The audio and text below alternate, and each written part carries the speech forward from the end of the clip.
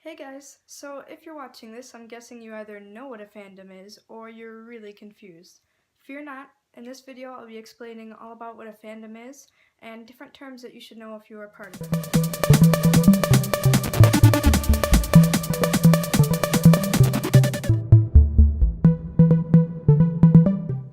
So first, a fandom is a community that surrounds any sort of medium of entertainment. Really, there could be a fandom for anything, but most common are books, TV shows, music, and musicals. Essentially, fandoms are like big families of fans. Now, for anyone who isn't a fandom, or let's be real, fandoms, there are a few general terms that you would know. I'll be discussing 6 of these. Number 1, fan work.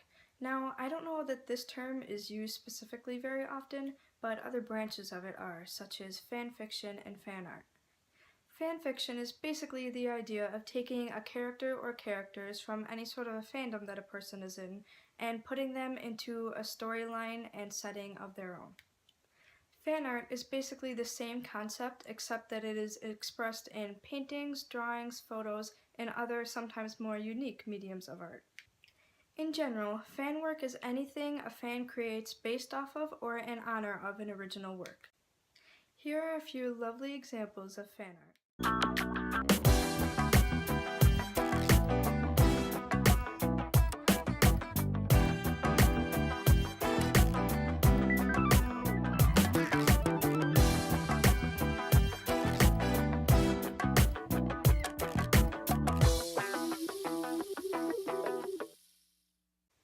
Number 2, shipping. Now, this shipping has nothing to do with the extra few dollars that you have to pay when you order a package. No, this is much more painful. Shipping refers to the want or need for two characters to be together platonically or romantically. But 9 times out of 10, it refers to the want for the characters to be together romantically. Ships tend to be the cause of a fan person's emotional destruction, heartbreak, or occasionally extreme joy. Number 3, OTP. Now, an OTP is similar to a ship, except that it is much more pain-inducing and all-consuming.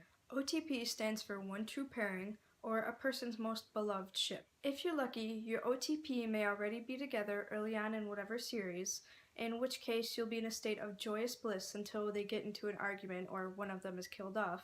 But in most cases, a person's OTP is not yet together until much later on. And in the worst cases, they may never be together at all.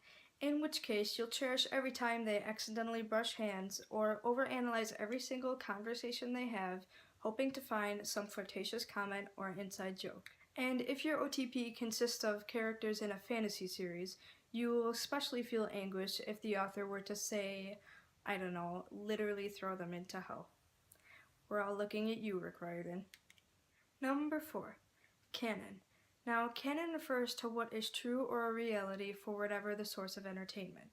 For example, if a specific event happened in a book or movie, or certain characters became involved romantically, that would be canon. It is basically anything that occurs in the original work. Number 5, headcanon. A headcanon is a person's interpretation of something that occurred in the original work. This could be their belief of why a character acts the way they do, or a prediction of something that may occur next. Headcanons are basically any sort of well-backed-up assumption that a fan makes about an original work that isn't already directly stated in the original work. For example, if the book says her eyes were brown, and a fan says her eyes were brown, that's not a headcanon, that would be canon. However, if it's stated in the book that character A was always fidgety and nervous around character B, the reader could make an assumption that, hey, maybe character A has a crush on character B, and that would be a headcanon. Number 6, AU. AU stands for alternate universe, and this is normally used in fan fiction. The idea of writing fan fiction in an alternate universe would be taking characters from one medium of original work and putting them in a storyline and setting that is completely different or sometimes completely opposite from what the characters are used to. For example, you could take video game characters and put them into a story about them being high school students. Or someone could use characters from a romance novel and send them on a quest in a dystopian universe. There are other terms, but those that I've explained today are more widely known. Hopefully now if someone you know starts rambling or crying about a fandom they're in, you can converse with them or comfort them instead of having to pretend to take that important phone call. Or you may still choose to do so. Thanks for watching! If you liked this video, feel free to give it a big thumbs up, I'd really appreciate it. And subscribe down below if you'd like to see more of me, and don't forget to ding that bell to be notified every time I upload.